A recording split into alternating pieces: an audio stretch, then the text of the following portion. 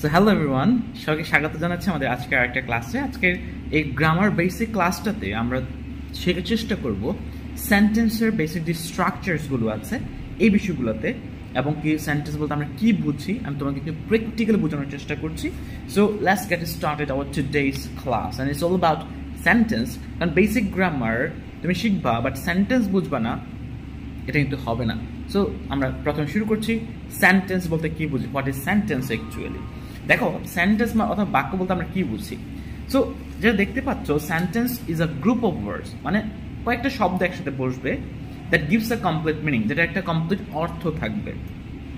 মানে কয়েকটা শব্দ একসাথে যখন বসবে এবং তার একটা কমপ্লিট অর্থ হবে, তখনই তাকে আমরা বেসিক্যালি সেন্টেন্স বলবো। উদাহরণটা দিলে আমরা আরো বেশি ইজি হবো। এরপরে নিচে বলা হচ্ছে সেন্টেন্স কি দিয়ে শুরু হয়, উইথ আ ক্যাপিটাল লেটার। এটা মানে ক্যাপিটাল লেটার দিয়ে শুরু হবে, বড় হাতের একটা বর্ণ দিয়ে শুরু হবে, and ends with a full stop. এটা ফুল স্টপ দিয়ে শেষ হতে পারে, কোয়েশ্চেন মার্ক দিয়ে শেষ হতে পারে, অথবা এক্সক্লেমেশন সাইন। তোমরা সাইনগুলো দেখতে পাচ্ছ। আমাদের কিন্তু একটা ভুল ধারণা আছে যে আমরা মনে করি যে সেন্টেন্স বলতে গেলে হয়তো ফুল স্টপ দিয়ে শেষ হয় না।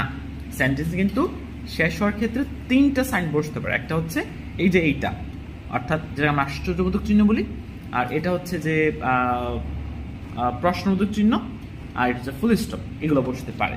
So she is a teacher, সে একজন শিক্ষক। শি ইজ আ টিচার, সে একজন শিক্ষক, এটা আমি দেখাচ্ছি বারবার। সো এই ক্ষেত্রে সে একজন শিক্ষক, এটা কিন্তু একটা বাক্য, কারণ একটা পূর্ণাঙ্গ মিনিং আছে, কয়েকটা শব্দ বসেছে। শব্দ কয়টা এখানে? চারটা। শি ইজ আ টিচার, চারটা। আর ইউ রেডি, দেখো এখানে প্রশ্নবোধক চিহ্ন হয়েছে, এটাও কিন্তু একটা বেসিকলি বাক্য। আর ইউ রেডি, তিনটা শব্দ বসেছে। ওয়াও, হোয়াট আ সারপ্রাইজ, কি একটা সারপ্রাইজ। সো এটাও কিন্তু একটা বাক্য, কারণ হচ্ছে পূর্ণাঙ্গ অর্থ হচ্ছে। কিন্তু আমি যদি বলতাম শি ইজ, বাক্য হতো না, অথবা আর ইউ, বাক্য হতো না, পুরোটা বলতে হবে, তখনই একটা কমপ্লিট অর্থ হয়। সেই কারণে তখন এগুলো বেসিকলি বাক্য হিসেবে কাউন্ট হচ্ছে। ঠিক আছে? সো আমরা বুঝলাম বাক্য বলতে কি বুঝি। তার মানে আমরা বাংলা যদি চিন্তা করি, যেমন আমরা যেমন বলি না, আমি ভাত খাই, আমি স্কুলে যাই, সে আমার বাড়িতে আসে বা এসেছিল, তুমি কোথায় যাও, যে পূর্ণাঙ্গ কথাগুলোকে আমরা ইংরেজিতে বাক্য বলে থাকি। So features of good sentence, একটা মানে ভালো বাক্যের কি কি ফিচার্স থাকবে, বৈশিষ্ট্য থাকবে। আর এখানে বলা হচ্ছে একটা সেন্টেন্সে অবশ্যই থাকতে হবে, কি থাকতে হবে, আ কারেক্ট সেন্টেন্স মাস্ট হ্যাভ, অবশ্যই থাকতে হবে, কি থাকতে হবে, সাবজেক্ট, অবশ্যই একটা সাবজেক্ট থাকবে, এরপর ভার্ব অবশ্যই থাকবে, অ্যান্ড কমপ্লিট মিনিং। তাহলে সাবজেক্ট ভার্ব, আমি কিন্তু অবজেক্ট বলি নাই, কারণ অনেক সময় এমন হয় অবজেক্ট ছাড়াও কমপ্লিট মিনিং হয়ে যায়।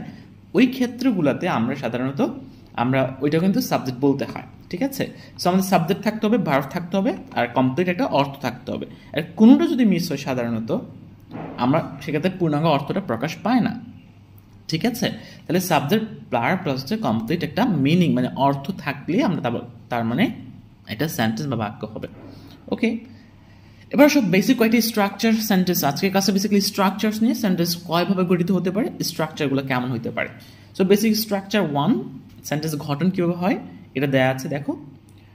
আর ভিডিওর মাঝখানে একটু বলে নিই, তোমরা যারা ভিডিও দেখছো, যদি ভিডিওটা মানে তুমি আগে থেকে আমার চ্যানেলে সাবস্ক্রাইব করে না থাকো, সো এখনই সাবস্ক্রাইব করে রাখো, কারণ বেসিক গ্রামারের সবগুলো ক্লাস কিন্তু আমি ধীরে ধীরে আপলোড করছি। সো তুমি সাবস্ক্রাইব করে রাখলে ক্লাসগুলো ইজিলি তোমার কাছে তুমি পেয়ে যাবা। আর কমেন্টে জানাও যে আসলে ভিডিওটা কেমন লাগছে, অথবা আর কোন বিষয়ের ভিডিও হলে তুমি আসলে তোমার কাছে আরও বেশি ভালো লাগতো। আচ্ছা, আমরা পড়াতে চলে আসি। সো বেসিক প্যাটার্নের মধ্যে কি আছে, সাবজেক্ট ভার্ব প্লাস অবজেক্ট। এটা খুব কমন একটা প্যাটার্ন, আমরা মুখস্থ করছি subject verb plus object, right? So এবার আসো, দেখো, he reads book, he reads বুক, এখানে কি হচ্ছে সাবজেক্ট, রিড মানে পড়া, কাজ হচ্ছে, বুক মানে হচ্ছে অবজেক্ট, কি পড়ি, বই পড়ি। সাধারণত অবজেক্ট একটা বাক্যে আছে কি না এটা বোঝার জন্য আমরা সাধারণত ভার্বকে কি দ্বারা প্রশ্ন করি। তাহলে কি পড়ি, বই, তাহলে অবজেক্ট আছে, তাহলে subject plus verb plus object. They play football, তারা ফুটবল খেলে, এখানে প্লে ভার্ব, দে সাবজেক্ট, কি খেলে, ফুটবল, তাহলে অবজেক্ট আছে। তাহলে এই স্ট্রাকচারটা হচ্ছে সাধারণত একটা বাক্যের শুরুতে সাবজেক্ট থাকতে পারে, তারপরে ভার্ব, তারপরে অবজেক্ট থাকতে পারে। এটা হচ্ছে একটা স্ট্রাকচার এবং এটা হচ্ছে খুব কমন। আমরা আরেকটি স্ট্রাকচারে যাই, দেখো এইভাবে, এটাতে শুধুমাত্র কি আছে আমাদের সাবজেক্ট ভার্ব, এখানে তো অবজেক্ট নাই, কমপ্লিমেন্ট আছে। প্রশ্ন জাগতে পারে, স্যার কমপ্লিমেন্ট কি, আমরা তো শুনি নাই কখনো। দেখো, কমপ্লিমেন্ট হচ্ছে gives extra information about the subject, অর্থাৎ যে শব্দটা সাবজেক্ট সম্পর্কে আরো অতিরিক্ত তথ্য দিবে তাকে সাধারণত কমপ্লিমেন্ট বলা হয়ে থাকে। যেমন হি ইজ হ্যাপি, সে সুখী, তা সে কেমন, সে সুখী, তাহলে সুখী কথাটা সাবজেক্ট সম্পর্কে আরো বেশি ধারণা দিচ্ছে। দ্যাটস ওয়াই এখানে হ্যাপিটা হচ্ছে একটা কমপ্লিমেন্ট। আবার পরের বাক্যটা দেখো, she became a doctor, সে কি হয়েছিল, ডাক্তার হয়েছিল। তার মানে সে ডাক্তার, তার মানে তার অতিরিক্ত তথ্য সে কোন পেশায় আছে এটা এখানে দিয়েছে। তার মানে এটা কিন্তু আমাদের কমপ্লিমেন্ট। দেখো আমি আগেও বলেছি, তুমি যদি মনে করো যে না এটা object, happy object, doctor object, এটা কিন্তু কমপ্লিটলি আমরা ভুল করি। হ্যাপি এবং ডক্টর অবজেক্ট না, এখানে এগুলো হচ্ছে কমপ্লিমেন্ট। কারণ তুমি দেখো ভার্বকে যদি তুমি মানে আমরা যেটা বলছিলাম যে অবজেক্ট বের করার যে নিয়মটা আমাদের, ওই নিয়ম তুমি ফলো করে দেখবে যে না এখানে তুমি অবজেক্ট পাচ্ছ না। সো এখানে ডাক্তার যে কথা সে একই কথা, তার মানে এটাকে আমরা কমপ্লিমেন্ট বলবো, নট অবজেক্ট। এবার আরেকটা স্ট্রাকচার যে আমরা শুধুমাত্র সাবজেক্ট প্লাস ভার্ব, 3 নম্বর যে স্ট্রাকচারটা আছে সাবজেক্ট প্লাস ভার্ব, তোমরা কিন্তু সবাই একটু খাতায় লিখে লিখে প্র্যাকটিস করবে, লিখে রাখবে, ভবিষ্যতে কিন্তু এই বিষয়গুলো অনেক বেশি কাজে লাগবে। So subject plus verb. এবার আসো এখানে আমরা একটু যদি বোঝার চেষ্টা করি, when there is no object is needed, অর্থাৎ এখানে কোনো অবজেক্ট প্রয়োজন হয় না। যেমন বার্ডস ফ্লাই, পাখিরা উড়ে, খুবই সিম্পল অর্থ হয়েছে। আমাদের এটা সেন্টেন্স হিসেবে কাউন্ট হবে, নো প্রবলেম। শি লাফড, সে হেসেছিল, তার মানে এখানে কিন্তু অবজেক্ট নাই, তার মানে অবজেক্ট ছাড়াও কিন্তু আমাদের বাক্য হচ্ছে। তার এক্ষেত্রে স্ট্রাকচারটা হচ্ছে সাবজেক্ট প্লাস হচ্ছে ভার্ব। আচ্ছা, তারপর আমরা যাই, এবার আসো আরেকটি স্ট্রাকচার, এবং এটা সর্বশেষ স্ট্রাকচার, এটা অনেক সময় থাকে বাট আমরা ভুল করি। যেমন সাবজেক্ট প্লাস ভার্ব প্লাস হচ্ছে অ্যাডভার্ব। অ্যাডভার্ব কাকে বলা হয়, যে ভার্ব সম্পর্কে অতিরিক্ত তথ্য দেয়, ম্যাক্সিমাম ক্ষেত্রে অ্যালয় থাকে ওইগুলি। যেমন শি ডান্সেস, সে নাচে, নাইসলি, খুব সুন্দর করে নাচে। এখানে নাইস কিন্তু অবজেক্ট না স্যার, কারণ নাচে তুমি কি দ্বারা প্রশ্ন করি, কি নাচে বা কাকে নাচে, অর্থ আসবে না, বা শব্দের অর্থটা, অর্থাৎ এখানে কোনো উত্তর আসবে না। অথবা এখানে দে প্লে ওয়েল, তারা খুব ভালো খেলে, এখানে একটু ঝামেলা হয়েছে, এটা ব্র্যাকেটটা 9 উঠে গেছে। সো দে প্লে ওয়েল, তারা ভালো খেলে। এখন যদি কে খেলে, কি খেলে, মানে উত্তর হচ্ছে না। যে ফুটবল থাকতো আমি অপোজিট বলতাম, কিন্তু সে ভালো খেলে। প্লে কিভাবে খেলে, তাহলে ওয়েল ভালোভাবে খেলে। তাহলে এটা হচ্ছে বেসিক্যালি একটা অ্যাডভার্ব। অ্যাডভার্ব পেতে হলে আমাদেরকে প্রশ্ন করতে হয় কিভাবে দ্বারা সাধারণত। তো কিভাবে দিয়ে আমি যদি ভার্বকে প্রশ্ন কিভাবে নাচে, নাইসলি নাচে, কিভাবে খেলে, ওয়েল খেলে, তাহলে অ্যাডভার্ব আসতেছে।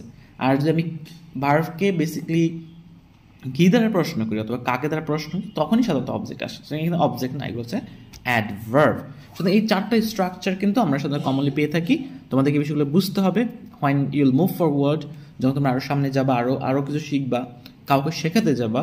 So these are very important, অনেক বেশি গুরুত্বপূর্ণ। সো আজকে আমরা এই পর্যন্তই থাকছি। এই 4টা structure you may write down on your book or paper, যাতে ভবিষ্যতে সেগুলো অনেক বেশি কাজে লাগে। So wish all the very good luck. পরবর্তী আরেকটা ভিডিওতে আমি আলোচনা করব সেন্টেন্সের প্রকারভেদগুলো নিয়ে।